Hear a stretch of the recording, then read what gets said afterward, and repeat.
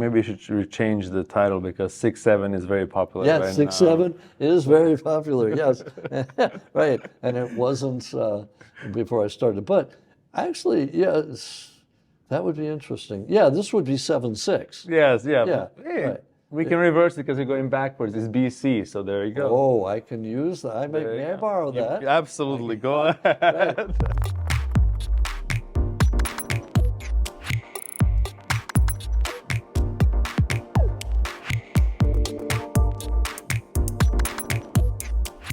So speaking of the books, you recently wrote a new one, The Love, War, and Diplomacy. Love, War, and Diplomacy. Love, War, and Diplomacy, correct. So what drew you to Amarna letters as a foundation for this book, and what do they reveal about the diplomatic systems of the late Bronze Age great powers? So this is a book that I had been wanting to write for years, I would say. Back in graduate school, when I was at Penn, I actually had a class one-on-one with Professor Earl Lichty on the Amarna letters. And so we would just sit there and read and translate.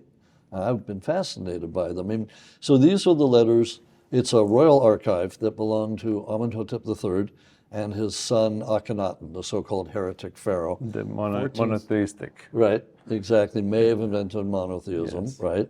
14th century BC, or BCE if you prefer. And it is a collection of about 400 clay tablets. In that archive, there are about 50 letters between the so-called great kings. So the Egyptian pharaohs and the king of Babylon, the king of Assyria, the king of the Hittites, king of Cyprus. But there's also about 300 letters from the local petty vassal kings in Canaan. So the king of Jerusalem, the king of Megiddo, the king of Hatzor, the king of Beirut, king of Tyre, and so on. And they really show us the world at that time in the Near East in the 14th century. But of course, it's the world at the top. It's not your basic people. It's what happens among the elite. Or Just like today. Just like today, right. So I had always thought that this would be an interesting story to tell.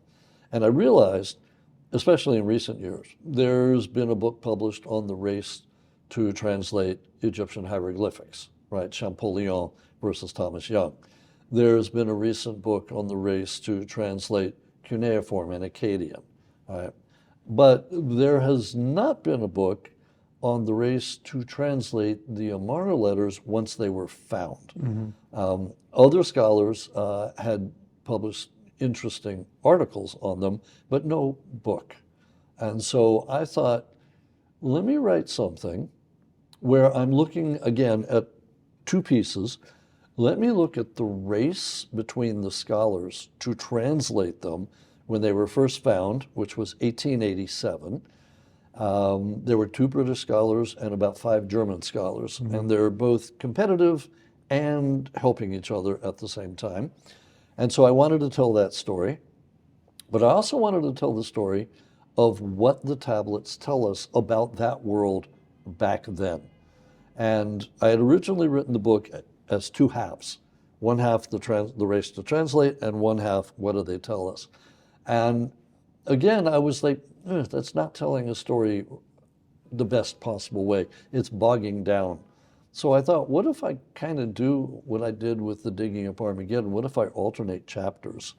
In this case, I didn't alternate chapters. I alternated sections. So there's like 2 or 3 chapters on the race to translate. And I end with that section saying, so the royal letters between the great kings opened up a whole world. Let's look at that now. And then the next couple of chapters, the next section, looks at the royal letters between the great kings. Then I go back to the race to translate and look at that again, and then segue to the vassal kings and so on. It's all about storytelling. Yes, so I was able to tell both stories, but keep both of them moving. And what I was really hoping was that somebody would get to the end of a section and I'm like, okay, now we're going to change gears. And they're like, no, wait, I wanted to keep reading. And so they're going to plow through the next section to get back to continuing the story. So anyway, I had a lot of fun writing this. I have fun writing most of my books. If I'm not having fun, I don't write the book. So in this particular case, though, I wrote the book selfishly for me. I wanted to do the topic. I thought it would be fun. And I was honestly tired of signing contracts and writing to a deadline. I just wanted to do it with no pressure, nothing like that. I did not tell anybody I was working on the book, right? Except for a couple of close colleagues and friends that were helping me. But I Yeah, didn't, because it surprised me. It just came out yeah, like right, exactly. So Rob, Princeton didn't know I was working on it.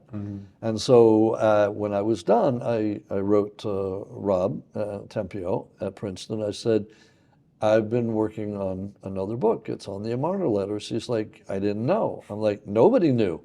And he's like, I said, you want to take a look? You've got, from our last contract, you have the right of first refusal. He says, yeah, of course I'll look at it. And so I sent it to him and he wrote back, yeah, okay, we'll take it. Right. And so it came out. But as a result, there was no pressure, no deadline, no advance where I felt guilty, I got to create something. And I just had fun with it. So who knows if people will like it? I hope they do. But I had fun writing it. And now I'm moving on because now I am again under contract because Rob wants a third book in what I'm calling the unintended trilogy. So we had 1177 Yes. BC. Then we had after 1177 BC, which came out in Yes, right. 2024, which dealt with the 400 years after the collapse, right? What do you do if your society is collapsed? And it looked at the G8 as case studies, right? What happened to the Mycenaeans? What happened to the Minoans? What happened to the Hittites? So at some point, Rob then said, well, we need an after 1177. What happened after that? And so that's what I'm working on So now. how are you going to name that book? And that one already has a name. It's going to be called 776 BC because we still need two sevens Yes, in there, yes. right? But that's the year of the first Olympics. And so I'm picking up at the beginning of the 8th century, which is where the second book ended, and going to take it down, ideally, all the way through the death of Alexander the Great. Okay. But there's a ton of information. There may actually be too much. Might actually have to split it in two, but we'll see. But so the working title is 776 BC, The Clashing of Civilizations. Okay. Back in the 90s, there was a big discussion. Samuel Huntington came out with an article and then a book called The Clash of Civilizations. And I'm starting out this book saying, the clash of civilizations started 3,000 years ago. And so let me deal with that because in this third book in the unintended trilogy, we're going to have the Neo-Assyrians taking out the northern kingdom of Israel, Neo-Babylonians taking on Syria. Jerusalem and Judah and the Babylonian exile. We've got the Persian Wars between Persians and Greeks. We've got the Peloponnesian War between Athens and Sparta. We've got Alexander the Great conquering the whole Near East. I mean, it is clash after clash after clash. But at the same time, we've got all the philosophers, the pre-Socratic philosophers, and then Socrates, Plato, and almost into Aristotle. So, and this is what some have called the axial age. So I'm going to take a look at that. Was there something special about that age? Anyway, that's what I'm working on now, but I am working to contract and a deadline. I think I'm supposed to be done with it like towards the end of 2027. Okay. So that's what I've been working on for almost the past year. So I'm about halfway there, but there's a lot more to do.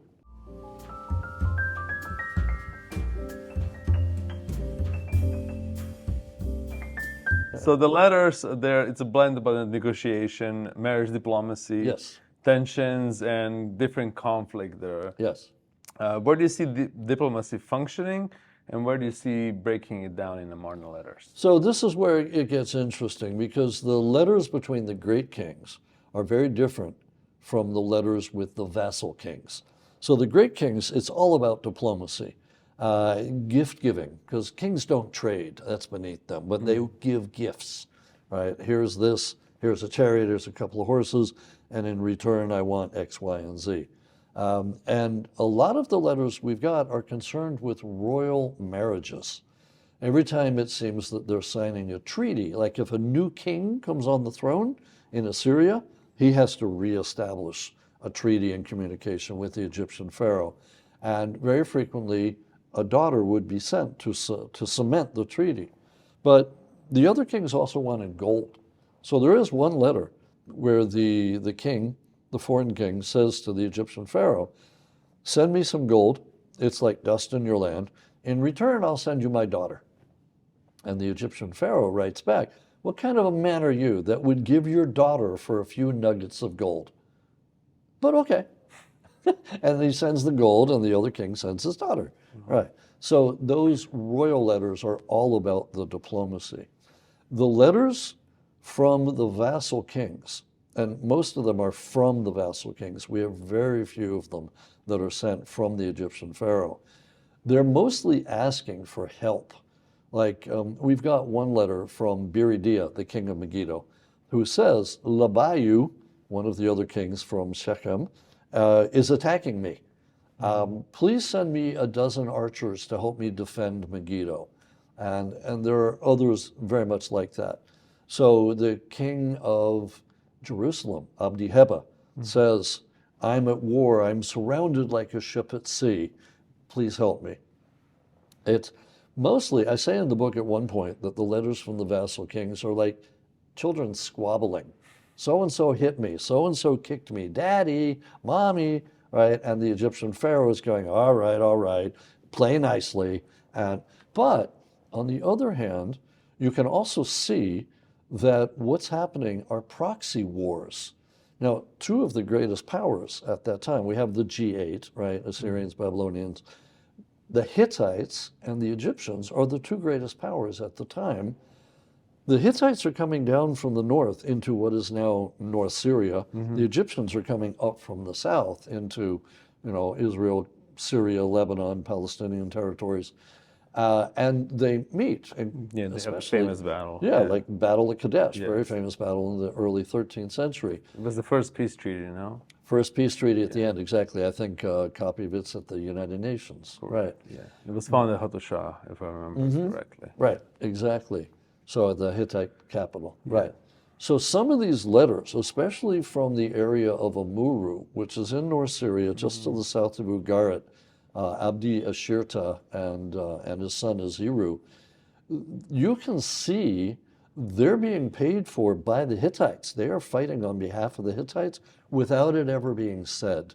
And so when they attack other kings, other cities like Byblos, like Tyre, like Beirut, which are under the nominal vassalage of Egypt, it's really Egypt and Hittites fighting, but it's these little local guys that are fighting on their behalf. And I say, not much has changed. I mean, we've got proxy wars in that region now with Iran in there and everything. Ukraine's not far away. Exactly. Right. So again, I say, look, I don't want to make this too political or too obviously relevant to today, but not much has changed.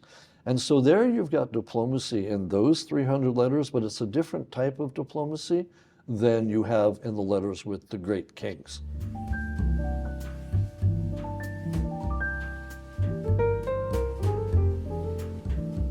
Among the vassal archives, so you mentioned Canaan, Amuru, Byblos, which one provides the clearest window into instability at the local level? Into instability? Instability in the local level. Of those three, or are there any other ones? I would say there's a half a dozen instances, really, of instability. I would point again to Labayu and his two sons, who are busy attacking everybody. I remember him attacking Gezer, because I gave a paper a couple of years ago about Gezer. They found tombs that we thinking that was one of the kings from the Amarna letters. Was one of the kings it there. could well be, because Gezer is in there. Yeah. Right, as is Gaza. I mean, they're all in there. Right, so Labayu and his sons cause problems. But I tell you, there's an interesting situation where there is gaslighting in the letters. Wow. So I mentioned Abdi Ashirta and Aziru of Amuru. They're causing instability. They're busy attacking everybody to the south. That's in what is today basically Lebanon. And they're causing instability. And all the kings are writing to the Egyptian pharaohs saying, we're being attacked by these guys from Amuru. And then they from Amuru write and say, what, us? We're not attacking. No, they're attacking us. And you're like, how would the pharaoh have known who to believe? And that was where I thought, oh, wow, they're definitely gaslighting, definitely. But they're also causing instability. So we have a similar situation with Abdi Heba, the king of Jerusalem, who has said, I'm being attacked by everybody. But then some of the other kings says, we were just attacked by Abdi Heba. I'm like, wait a minute, who's doing the attacking? But no matter what, you know there's instability there. And it's not just a one-time deal. You can trace it over the generations, because some of the letters that are involved in the local disputes are sent to Amenhotep III. Others are sent to Akhenaten, which means it's the next generation. And in some places, like in Akko, we can see you have the father and then you have the son. And same thing like in up in Namuru. So this is a multi-generational set of disputes. The whole area, I would say, is more frequently unstable than it was stable. Okay. Yeah. So, or maybe a better way to put it is overall, it was kind of stable with big pockets of instability underneath the surface, just waiting to explode.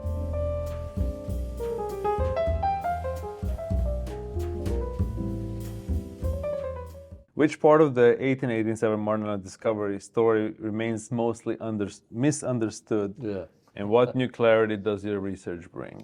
The main story that is told, and which I begin the book, and it's on the dust jacket and all that, is that the archive was discovered by accident by a local woman from a nearby village that went into the ruins of what is now called Tel El Amarna. It's ancient Akhetaten. It was Akhenaten's new capital city, only inhabited for, a dozen years or so, and then abandoned when he died, and they moved the capital back down to Luxor with King Tut. So ancient sites provide very good fertilizer. And so the story was this woman was going in either looking for fertilizer or for firewood, it depends on the version you hear, and that while she was there, she uncovered the tablets, whether they were in a box or a chest or just loose. But she is given credit. But the problem is she didn't recognize that they were worth anything, and she took them back to the village and sold them for like pennies to her next door neighbor, who knew a little bit more than she did, and he took them and sold them for like 10 times the amount, if not more. And those people recognized them and sold them for even more. It's the usual story, even today, where somebody finds something, sells it to a middleman who sells it to another middleman, and eventually by the time you get to the museums, it's worth a fortune. So I don't know that we can believe that story about the peasant woman, because she was never located. Nobody could ever find her. I think she was made up, and I'm in agreement with other scholars who have suggested this. And the finger points to an antiquities dealer who may have been excavating there without a permit, right, illicitly. And he found them and then concocted the story of the woman as a cover story, right? Much like tomb robbers down in Egypt would, or somewhere else, would be looking for a goat that had gone missing and then find a tomb accidentally when they were actually looking for tombs, right?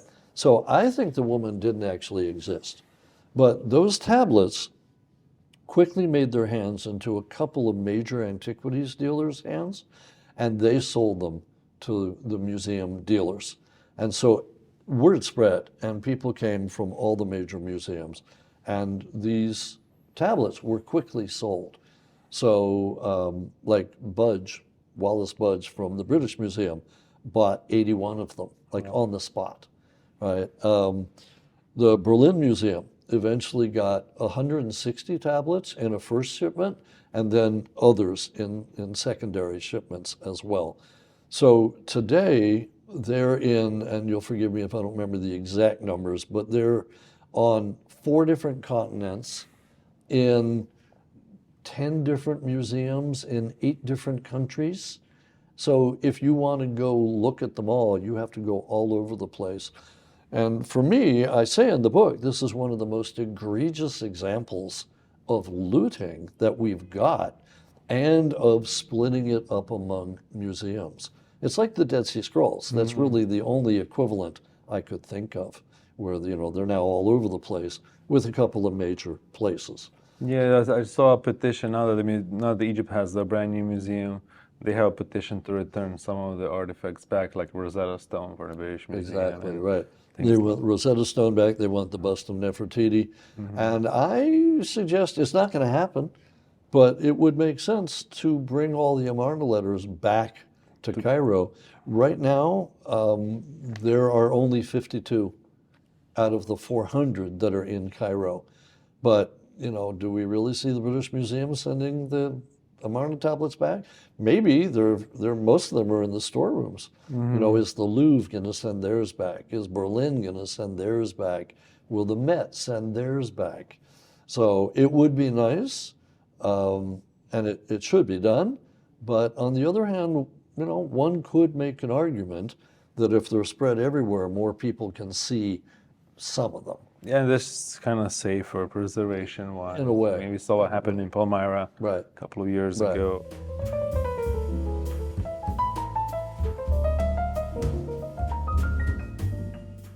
So writing and storytelling. Yes.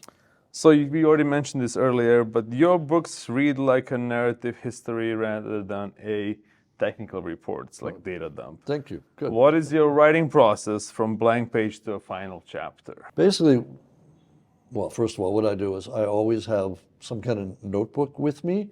I mean, now it's electronic. Like, I will write notes to myself on my phone all the time and send them as emails. Oh, okay. So, I mean, just on the plane now, I probably sent myself 5 emails where I had various ideas.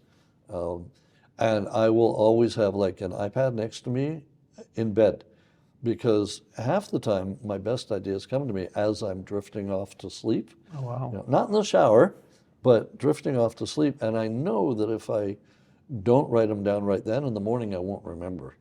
So I wake up enough to write it down.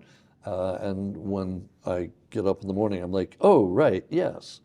But my main secret is, and I've said this in other lectures, I write whenever the muse hits me, and hopefully I'm not driving. You know?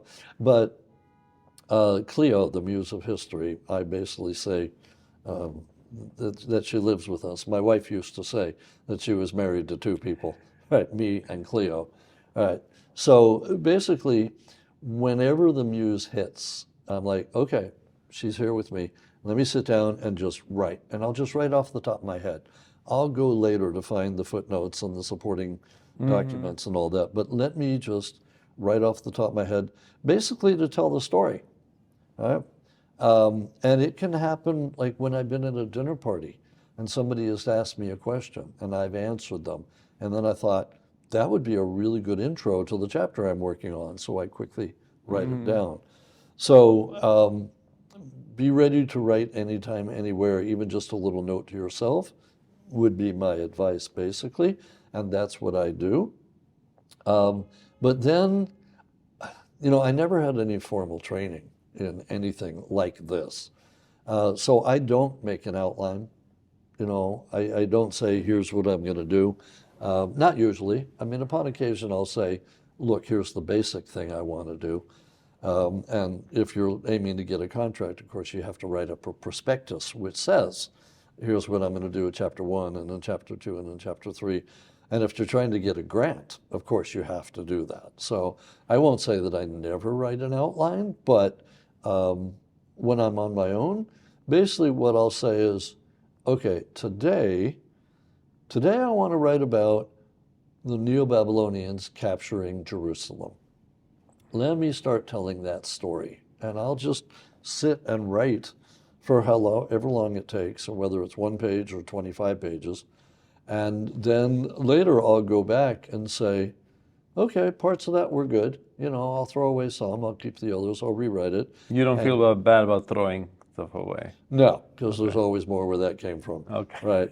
But I will tell you, though, I don't actually throw it away. What I do is cut it, put it in a new document, and label it cut from the manuscript on November 18th. And I keep it because more times than I can tell you, like 3 months later, I'll be like, wait, I wrote about this. Where was that?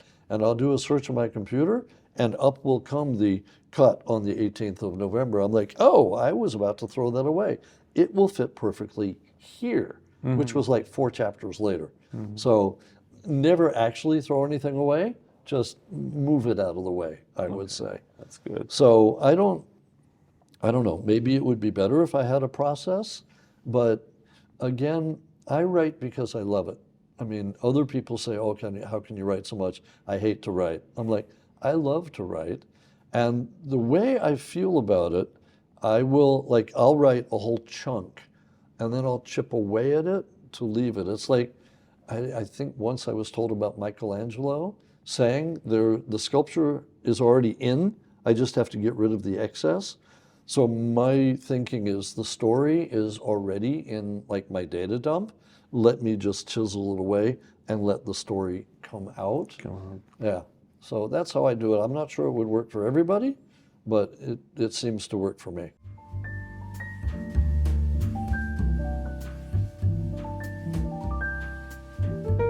What's the method that you use for breaking the writer's block, if you ever have it? The method for breaking writer's block. Yeah, I have it. We all have it. Mine is very simple, and it's actually been happening the last couple of weeks. I wake up in the morning, and I'm like, you know what? The muse is not here. She's not here today. Let me go do everything else. Let me go do laundry. Let me go grocery shopping. Let me answer my emails because the muse isn't here.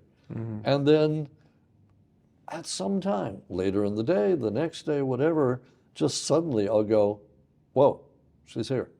Okay, let me start writing. And so that breaks the writer's block by doing everything else and not feeling guilty about it. I think the more guilty you feel, the worse it is. So I'm just like, she'll be back. I know, I've had, 30 years of experience. So, but that's my solution is if she's gone, there's a million other things that need to be done, just dealing with life. So let me go do those and not feel guilty about it. And then when she does come and I suddenly drop everything, like including not doing the dishes, not doing the laundry, not eating, whatever, when you're in the flow, then I won't feel guilty about that either. So it is more difficult now that I'm, widowed and single again, because like if I don't do the dishes, there's nobody else to do them. So, but we were always pretty good about splitting all that anyway.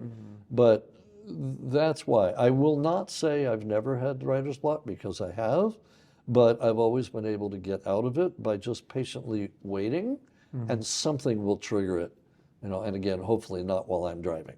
Yes, and then you mentioned earlier that you had, for the new book that you wrote, you had no deadlines. How did that change? Like, did you write it faster than other books or slower than other books, or it was the same amount of time that you wrote it? I wrote it pretty fast because I knew what I wanted to say. I was already so familiar with what the Amarna letters said because I had been doing it myself, I've been teaching it. For me, the new stuff was the race to translate. That took the most research and writing the story from it. But otherwise, yeah, it was pretty fast to write that. Without deadlines. Yeah. Yeah. But most of them, 1177 was pretty fast to write once I started because I was so familiar with it. Again, like Three Stones Make a Wall, 1177 comes out of my lectures, and for both books, my students say when they read it, they can hear my voice. They're like, you lectured on Ulla Brun. I said, I know, I lecture on Ulla Brun all the time. Right, they're like, there it is in both books. So those almost wrote themselves, kind of. But like digging up Armageddon, that took a lot of research, but that was fun. So each book is different. Each book has its own personality. And honestly, I still can't tell you what's going to sell and what won't sell, and I don't write them so that they sell. I don't write them and say, oh, I hope this is a bestseller. Well, yeah, actually, I do say that, right? I mean, who doesn't? I hope it's a bestseller. Yeah. But I have no way to predict. Yeah, no. I wouldn't have told you way back when. I may have mentioned this. I wouldn't have told you. I would not have predicted that 1177 would have been my best-selling book. I would have thought it would have been Three Stones Make a Wall, or the Battles of Armageddon, which I wrote to try and take advantage of the Y2K back in 2000 and everybody being afraid the world was going to end. I'm like, let me write about all the battles fought at Armageddon. I like From Eden to Exile actually the most, Right, because it talks about the archaeology of the Bible, and it talks about from scientific archaeological perspective. Yes. That Yes. none of the people who are reading the Bible are using. Yes, exactly. You're quite right. I would have thought From Eden to Exile would have been one of my best-selling books.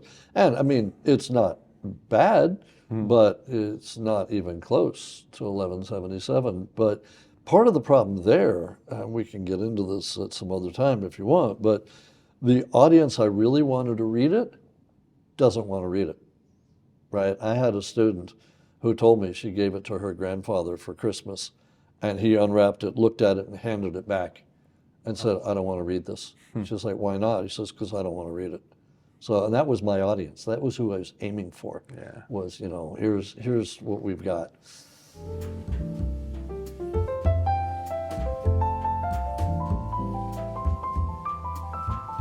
People and students describe your lectures as Netflix for history. What practical techniques can any educator adopt from you? I'll tell you, my rule of thumb has always been, if it's boring to me, it's going to be boring to them. So make it interesting to me. And that has been my mantra since I was teaching at community college in the early 90s. So, you could, let's say you're talking about Julius Caesar or Augustus and the end of the Roman Republic, the beginning of the Roman Empire. You could do a data dump and tell them all sorts of facts and have it be as dull and dry as it could possibly be. Or you can make it into a really interesting story by telling the stuff that grabbed you. What is fascinating? And so that's what I've ended up doing, is every time I'm putting together like a new lecture, I will say, what is it I find interesting? What is interesting about this? Where's the story here? And upon occasion, both with a lecture and a book, I will start out dumping the data in and then say, okay, where's the story here? And that's what I do. But like the other thing with my lectures, every time I update them. So like I've been teaching Intro to Archaeology for 25 years now.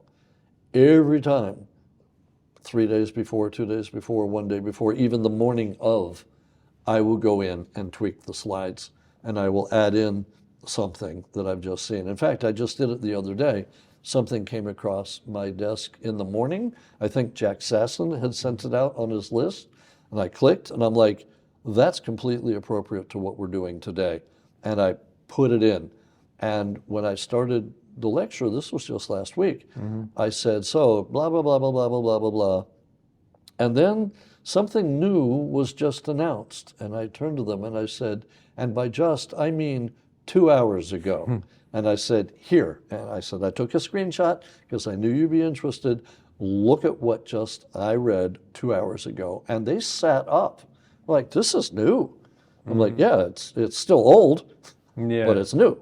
Right. And so I try not to be stale, and I try and update, even though, 95% of the lecture will be the same, that little bit is what gets them on the edge of the seat. So that's what I try and do.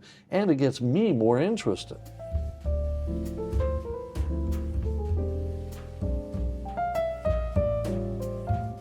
So which scholars shaped your intellectual approach, and what specific lessons did each impart?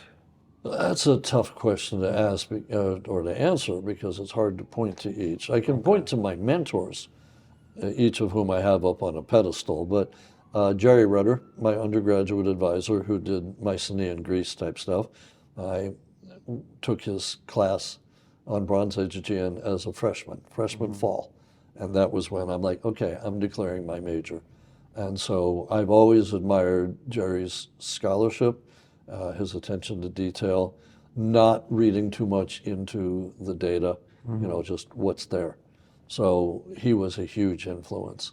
And then Jim Muley, the guy that I transferred to Penn to study with, who did international relations and is able to tell stories about it, also a huge influence and still one of the people I admire the most. They frequently say you're not supposed to meet your heroes because then they fall off the pedestal. Both Jerry Rudder and Jim Muley are still firmly on their pedestals 30, 40 years later. So I would say those were probably my two biggest academic influences and the people whom I follow too. I cannot pin it down, but I will swear that it was Jim Muley that said, you need 3 sources before you believe anything. But I also think that I told him once that he says, I didn't say that. I said, yeah, I think you did. He says, well, it's pretty good. So That's very good. yeah.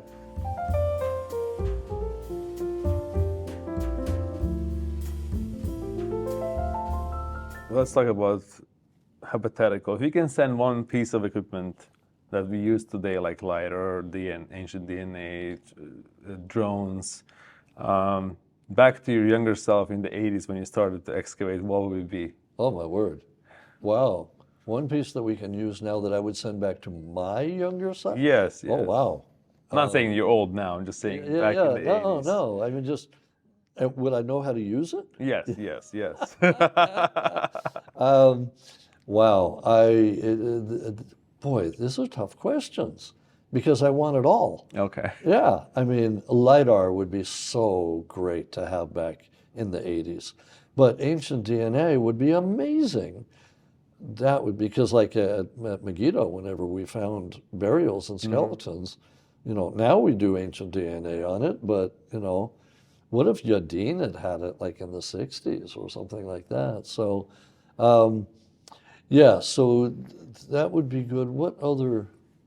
Oh, there's all kinds of things. Yeah. And there's more coming up now. And yeah, absolutely. So the other things, well, what I also want to kind of take a slightly different aspect, a question, I ask a question at the end of Three Stones Make a Wall. What's future archaeology going to look like? And one of the things I ask is, what technology are they going to have that we don't have? And one of the things that I suggested is something like TSA agents today, when you put your suitcase through and they can sniff out and see things. I want something kind of like, remote sensing, kind of like resistivity or magnetometers, but something that can tell me 10 feet in and 15 feet down is a plaster floor. I want it that specific. Okay. Something that can tell me, it would have to be able to detect the components of a plaster floor. Something like that. And also something that is really good at detecting cavities, like tombs. Now, we already have that to a certain extent. I mean, I've had it all since Italy looking for Etruscan tombs after World War II.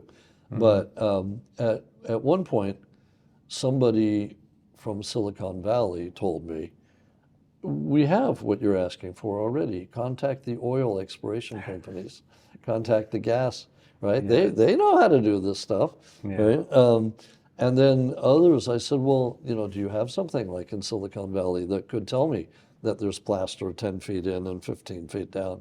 And they're like, well, we might have it soon, that kind of thing. And I've had engineers write to me, have you thought about this? So I'm very excited about what's going to come in the near future. I have no idea what it'll be, but it will change the field for sure. But yeah, I would have loved to have had LiDAR or something like that back. So you're implementing the modern technology into your archaeological excavations. Yeah. You're not using local sheets anymore. You're using digital data for that. Yes, to a certain extent. Okay. But I'm old enough that I remember keeping records in triplicate on paper. Yeah.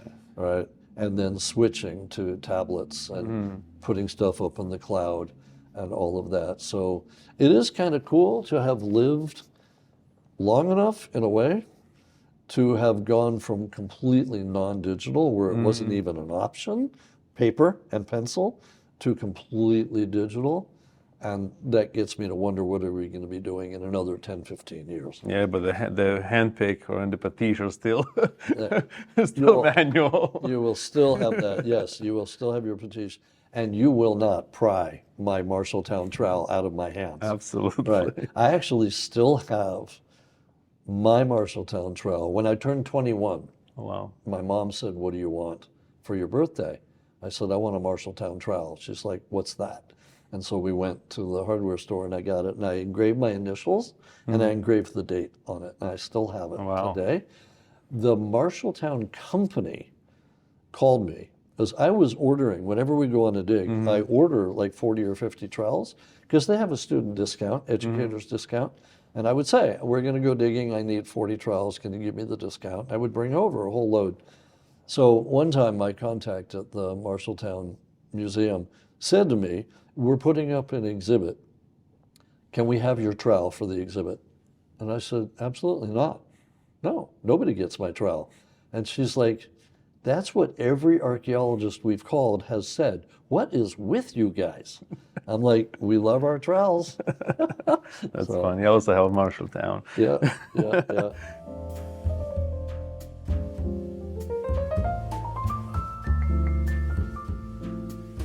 Dream dig. Okay. Dream day. Yeah, if there's no issues with the permit, there's no issues with the budget, where would you break ground and why? All right. So no problem with money, no problem with permit, no problem with anything. Or physical, yeah. Right, Yeah, right. there's no restrictions. As I've said before, I would go in search of the sea peoples. Where did they come from?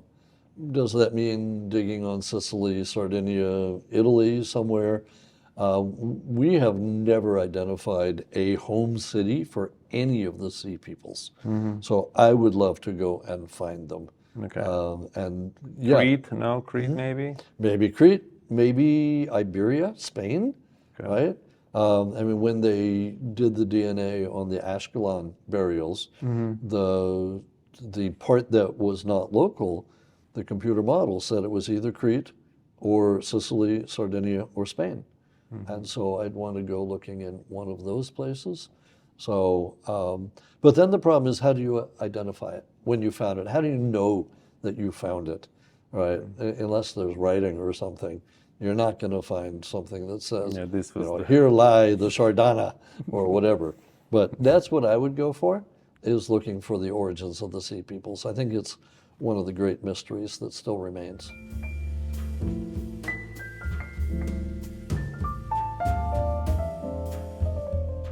Most underrated site in Eastern Mediterranean. Most underrated site? Underrated site. Underrated in the Eastern Mediterranean. Ooh, that's a tough one to choose, and no matter what I say, people are going to disagree with me.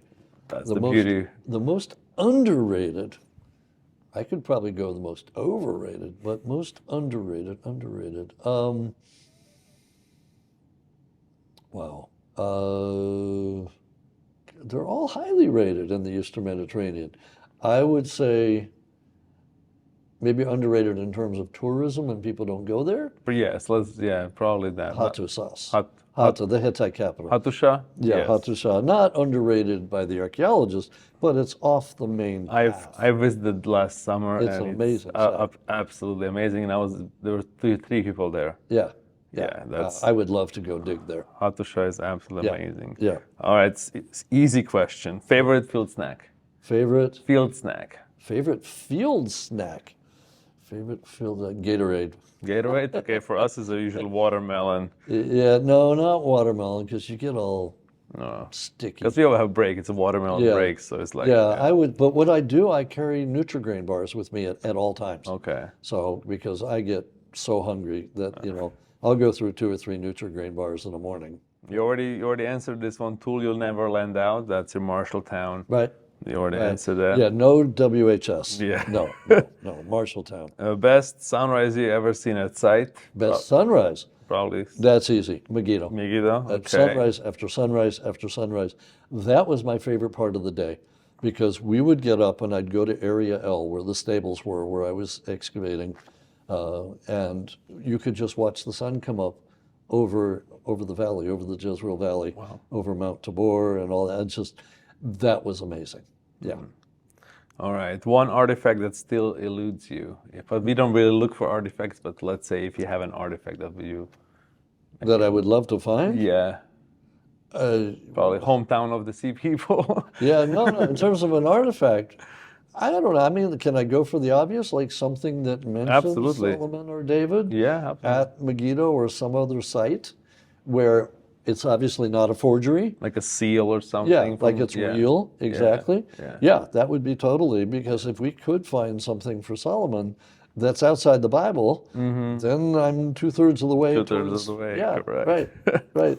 All right, guilty pleasure hobby that's not related to the Bronze Age. Guilty pleasure hobby that's not related. Watching the Great British Baking Show. Oh, really? Yes. Yes. I've watched every season of it.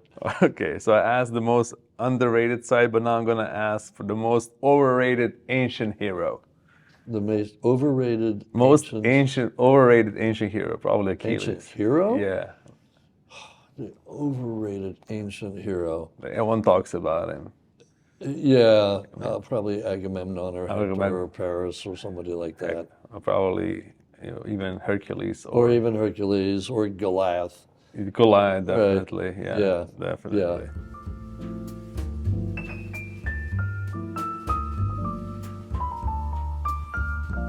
All right, I have a last question for you.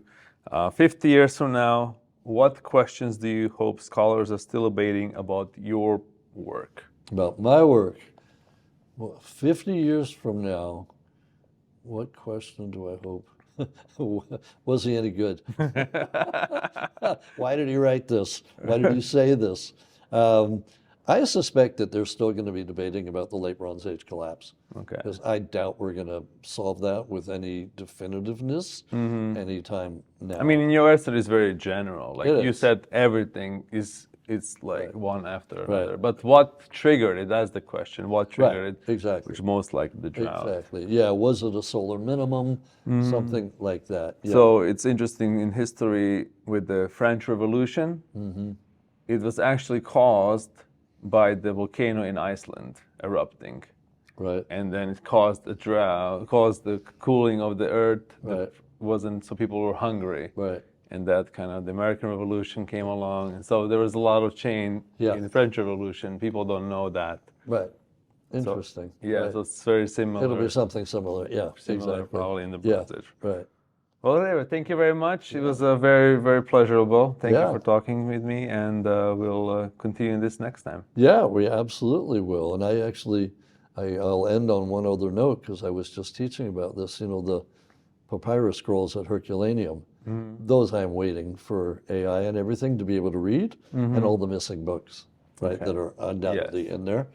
That's going to be something in the next 10 years. We're going to hopefully get that. Right. So this conversation can continue. No, absolutely. But, but thank you so much. Absolutely. Yeah. Thank you.